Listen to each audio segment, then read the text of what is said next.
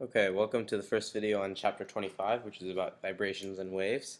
This is my absolute favorite chapter. Well, it's the start of some of my favorite chapters when we get into sound and light. So this is a precursor to all of that.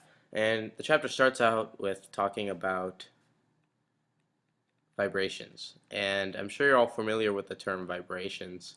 It's basically, when something's, in layman's terms, it's something when something's shaking, right? It's when something's moving back and forth. And so there's a lot of things in our lives that, vibrate.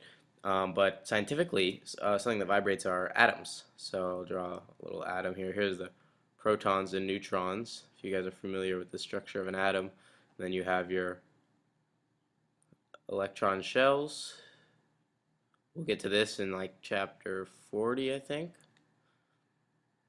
And all these little particles here and these electrons on the outer rings, they're all shaking back and forth, essentially, because that's how they produce energy. So vibrations equal energy. There's an output of energy. And now a special type of vibration, and a vibration that we are focusing on would be waves. And waves are special in the sense that they travel, they're vibrations in time and space, whereas a vibration is just a vibration or just a movement in time. So vibration takes time to complete. It's the time that one particle goes back and forth. A wave, on the other hand, it takes time. So there's the period, the time for it to go back and forth. But there also takes space. It goes from point A to point B. It moves somewhere. And so an example we see of that is the sun. The sun emits a lot of energy. It's what gives you sunburns. It's what gives us solar power to our houses.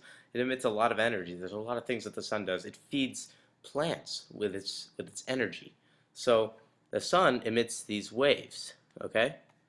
These waves that look like this, and they're all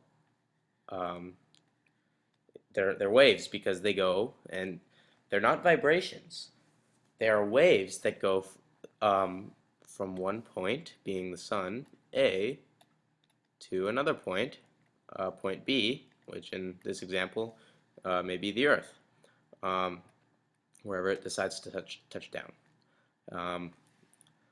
But yeah, so they're waves because they take up time and space. Now, the period of a wave is essentially the time it takes, or the period of vibration or the period of a wave, they're both valid, is the time it takes for a full back and forth swing, essentially. So the example they give is with a pendulum. Let's say this is the bar. Oh, that wasn't straight. To do that again. It's a little bit better. Say this is a pendulum, and you have this bar here, okay, and the bar and this string, okay. Well, this ball, if you pull it back and add some force, give it some potential energy, it will convert that into kinetic energy. But let's say you pull it back to here. This is just showing, the dotted line shows that it could be here at one given point. You pull it back to here, and you let go. It's going to move, move, move. Then it's going to hit the starting point. It's going to go through the starting point and end up somewhere out here, and that's Newton's laws. But the point is, the starting point is here, A and B. The period is the time. Period is time. Period is the time it takes to get A to B and then back to A. So back to exactly where it started. And you might be saying, well, that doesn't really look like a wave. And, well, one, I haven't really shown you what a wave looks like. But if you've read ahead, you know that this pendulum doesn't look a whole lot like a wave. But that's what we're going to talk about this guy, Frank Oppenheimer, in this little demonstration he's giving here. He's essentially swinging a pendulum that's just like this, but it's creating something called a sinusoidal curve, or a sine curve, a sine wave, because he's moving this paper underneath it, and it's creating a shape or a figure that kind of looks like this, right? And I know it's kind of sloppy, but that's what it looks like. It's a sine wave. So basically what he's doing is he's adding the space component to a vibration and turning it into a wave. Because now, with his pendulum rocking back and forth, that's taking up time, but it's not really taking up space. It's not moving through space. But when he's pulling that paper under it, it's creating a wave of sand. That his experiment's using sand, and that's turning it into something called a longitudinal wave. And we're going to be diving into the structure of a longitudinal wave right now. So let me go ahead and clear this and get the nice black background again. Okay, so I'm going to draw a big wave for us to dissect and look at.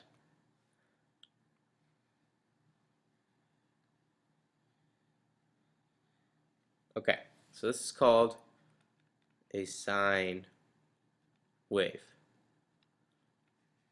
Alright, now we're going to take a look at the different parts. The first thing I want to do is draw this dotted line. Oops. Oopsies. Alright, sorry, moved my frame there. I want to draw this dotted line that's should be supposed to be right in the middle, but of course it doesn't always work out perfectly. That's definitely a little too high, but that's okay. This is called, this really is just called the center line, or the midline, and it's how we measure two things, or mostly one thing called the amplitude. And the amplitude of a wave can be measured or called the strength of the wave, but it's the distance from the midpoint. And keep in mind that the midpoint is supposed to be equidistant between the crests and the troughs, which we'll get into in a couple seconds. In here it's not exactly even, but the amplitude is this distance from crest to trough. Sorry, from midline to crest, and it should be the very tip of that, or from midline to trough. That's the amplitude. Amplitude. Now another part of a wave is the frequency.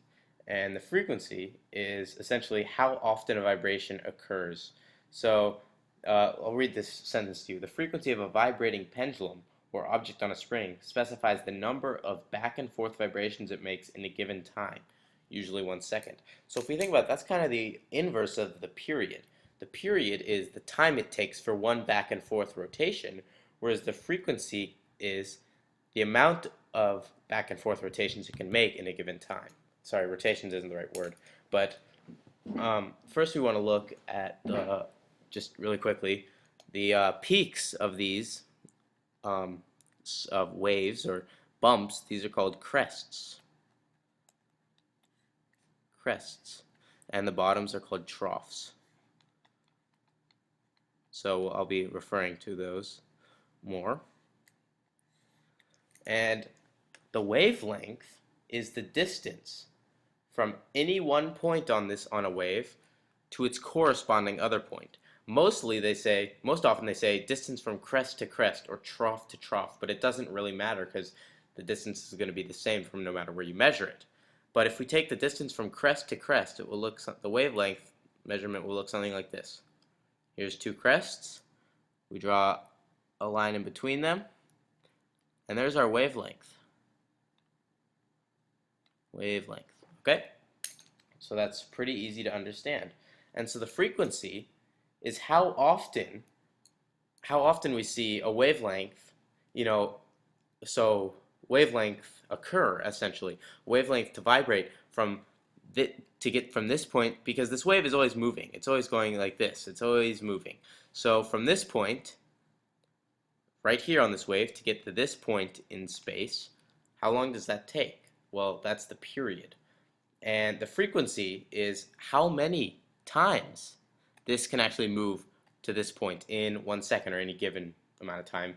Frequency, you'll normally be told 1 second. So we see that we have two equations here.